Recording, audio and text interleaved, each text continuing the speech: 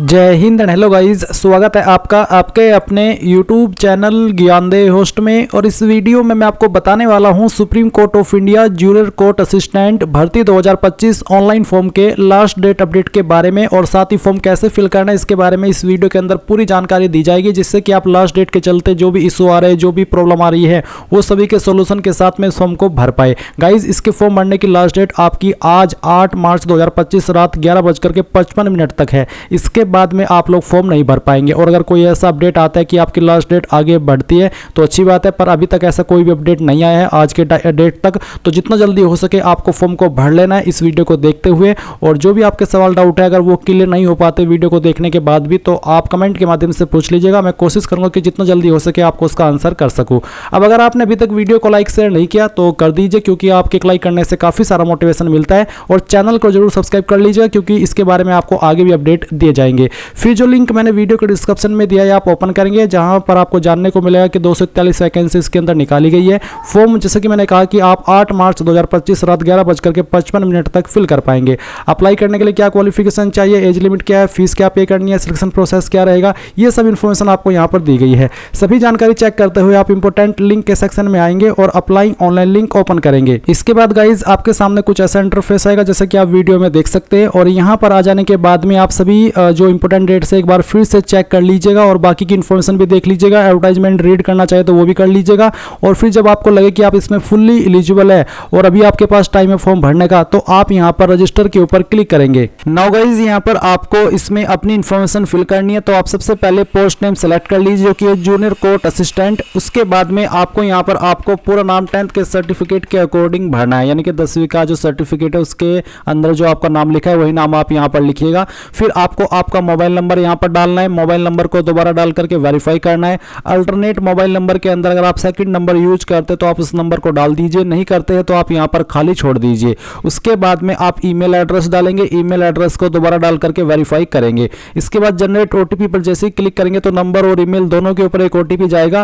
और आप यहां पर जैसे ही वो ओटीपी डाल करके वेरीफाई कर देंगे तो आप नीचे की तरफ आएंगे, डिक्लेरेशन के नीचे आई एग्री करेंगे, ये कैप्चा कोड डालेंगे और फिर री वेरीफाई इसके ऊपर क्लिक करेंगे। अब आपके सामने जो इन्फॉर्मेशन अभी आपने भरी है वो सभी आएगी, जैसे कि पोस्ट नेम, आपका नेम, मोबाइल नंबर और ईमेल एड्रेस। तो आप यहां पर इन बॉक्स के ऊपर टिक करेंगे। इनके ऊपर टिक करने का मतलब है कि आपने इन सभी को डबल चेक कर लिया है। अब आप यहां से सबमिट कर देंगे। सबमिट करने के बाद आई एग्री करेंगे और उसके बाद में यहां से ओके कर देंगे। ओके करने के बाद आप देखेंगे कि जो आपका रजिस्ट्रेशन है वो यहां पर हो चुका है।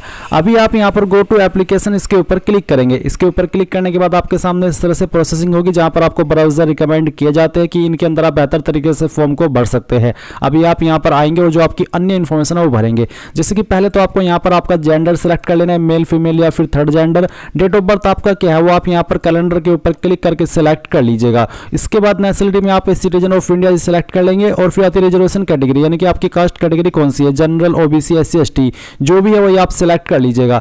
फिर यहाँ पर कुछ सवालों के आपको आंसर करने हैं, जैसे कि क्या आप विकलांग है और आपकी विकलांगता 40% या उससे ज्यादा है, अगर हाँ तो यस, नहीं तो आप इस ऑप्शन में नो करेंगे। अगर आप एक्स सर्विसमैन है तो आप यहाँ पर यस करेंगे, नहीं तो आपको नो करना है। अगर आप डिपेंडेंट है फ्रीडम फाइटर के, यानी कि जो फ्रीडम फाइटर थे उनके आप आश्रित है, अगर हाँ यस, नहीं तो आपको नो करना है।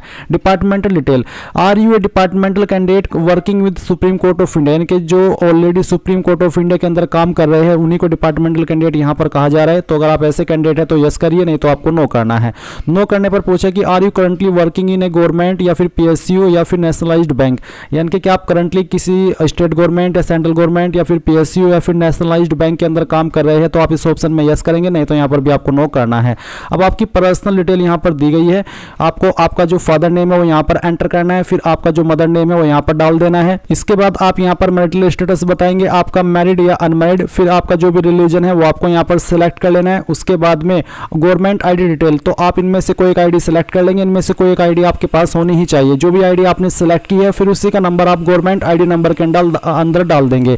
फिर आती है प्रेफर्ड टेस्ट सिटी, तो किस सिटी के अंदर आप एग्जाम सेंटर रखना चाहते हैं, इन्हीं लोकेशन पर आपका एग्जाम सेंटर रहेगा जो कि यहाँ पर मेंशन की गई है। तो इनमें से किस सिटी को पहली प्रेफरेंस देना चाहते हैं वो आप अपनी चॉइस के अकॉर्डिंग सेलेक्ट कर लीजिए। फिर सेकंड चॉइस आपको देनी है और उसके बाद में आपको थर्ड चॉइस भी आपकी मर्जी के अकॉर्डिंग यहाँ पर सेलेक्ट कर लेनी है। अब आप नीचे की तरफ आएंगे तो आप देखेंगे बैंक डिटेल, तो आपको बैंक डिटेल देनी है। तो सबसे पहले नेम ऑफ अकाउंट होल्डर, किसके नाम पर बैंक अकाउंट है उसका वो नाम आपको यहाँ पर एंटर करना होगा। फिर बैंक नेम कौन सा है वो बैंक नेम आपको यहाँ पर एंटर कर देना है। पूरा नाम डाल दिएगा। बैंक ब्रांच, कहाँ पर आपका बैंक स्थित है, उसकी कौन सी ब्रांच है जहाँ पर आपका ये जो बैंक स्थित है वो आप यहाँ पर लिख दीजिएगा। उसके बाद में आपको यहाँ पर बैंक अकाउंट का नंबर देना है और जो IFSC कोड है वो भी डाल देना है। ये IFSC कोड आपको आपकी पासबुक के ऊपर या फिर चेकबुक के ऊपर मिल जाएगा और फिर आप सेव एंड नेक्स्ट के ऊपर क्लिक करेंगे। अब आपके सामने यहाँ पर एड्रेस की इन्फॉर्मेशन आ चुकी है, तो आप पहले आपका प्रेजेंट एड्रेस यहाँ पर फिल करिएगा। जो भी आपका प्रेजेंट एड्रेस है वो आप लाइन 1 और 2 के अंदर डाल दीजिएगा। कंट्री यहाँ से इंडिया सेलेक्ट कर लीजिए, फिर जो आपकी स्टेट है वो भी आप सेलेक्ट कर लेंगे। फिर सिटी डिस्ट्रिक्ट आपकी कौन सी है वो भी आपको यहाँ पर सेलेक्ट कर लेनी है। इसके बाद में गाइज आपका जो पिन कोड है वो आपको यहाँ पर डाल देना है। और नीचे आपके सामने एक सवाल है कि क्या आपका परमानेंट एड्रेस और जो कोरेस्पोंडेंस यानी कि प्रेजेंट एड्रेस है वो सेम है। अगर एक ही है दोनों तो आप यहाँ पर यस कर दीजिए, और अगर आपका प्रेजेंट एड्रेस और परमानेंट एड्रेस अलग अलग है तो इसको नो करके अलग से अपना परमानेंट एड्रेस भरिए और सेव एंड नेक्स्ट कर दीजिए। अब आपके सामने यहाँ पर क्वालिफिकेशन की जानकारी आ चुकी है, तो सबसे पहले आप 10वीं की इन्फॉर्मेशन भरेंगे। 10वीं आपने किस बोर्ड के द्वारा किया है उस बोर्ड का नाम आपको यहाँ पर लिखना है। क्वालिफिकेशन नेम में आप यहाँ पर इनमें से कोई भी सिलेक्ट कर सकते हैं, तीनों का एक ही मतलब है, तो यहाँ पर आप सिलेक्ट कर लीजिएगा।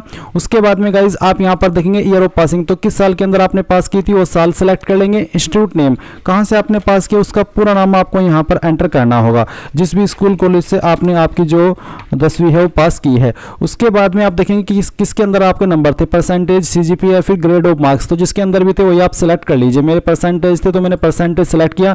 अब आपको बताना कि कितने नंबर आए थे और कितने में से आए थे वो आप मैक्सिमम मार्क्स में लिखेंगे और परसेंटेज आपकी कैलकुलेट कर ली जाएगी।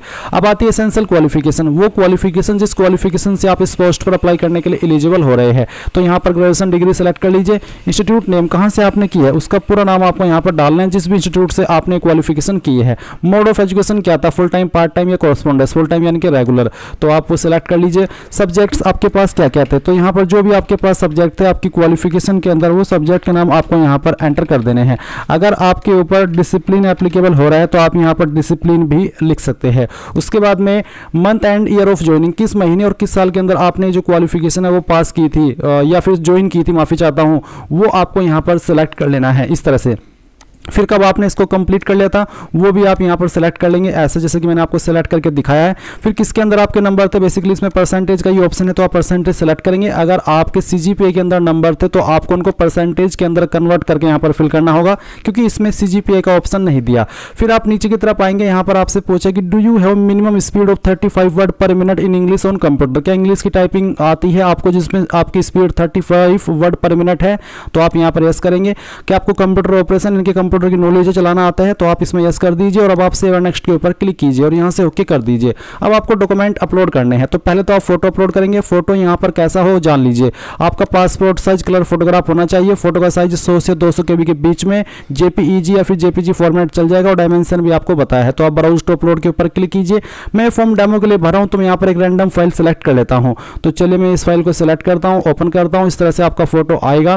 फिर आप यहाँ पर इसको क्लोज कर दीजिएगा और व्यू अपलोडेड फोटो के ऊपर क्लिक करके व्यू कर लीजिएगा। इसके बाद आप आपका सिग्नेचर अपलोड करेंगे। इसका साइज 80 से 150 KB के बीच में रखा है, तो यहाँ पर जो भी साइन है आपका फाइल सेलेक्ट कीजिए, उसको इस तरह से यहाँ पर ऐड कर लीजिए और फिर क्लोज के ऊपर क्लिक करके इसको व्यू भी कर लीजिएगा।